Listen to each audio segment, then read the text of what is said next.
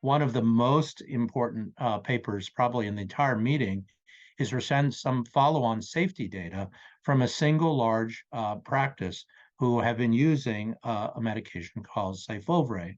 And Syfovre is one of the very, very first and really innovative drugs used to treat geographic atrophy, or what's called GA, in a condition called age-related macular degeneration.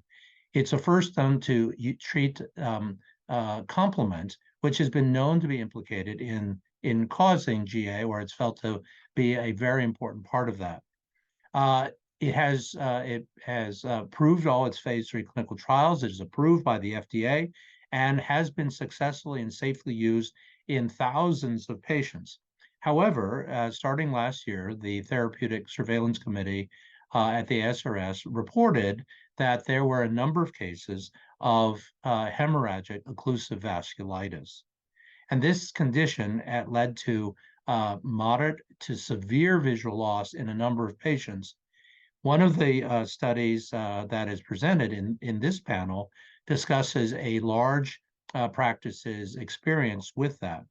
And in that, they did find other cases of hemorrhagic occlusive vasculitis, which means that they develop complications that they didn't have prior to the treatment, even as most of the patients did receive benefit and had no complications whatsoever.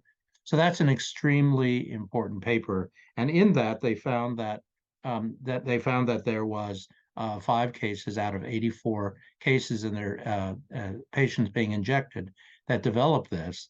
And they also established that there was an increased rate of conversion from dry form of macular degeneration, GA, to the wet form. And we know that occurs in natural history at about 2 or 2.5%.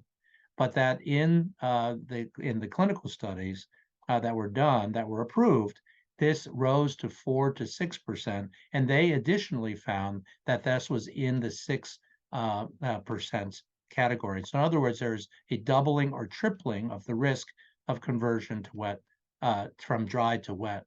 So each study that comes out, we gain additional information about potential complications. And I think this will be one of the most important papers of this session.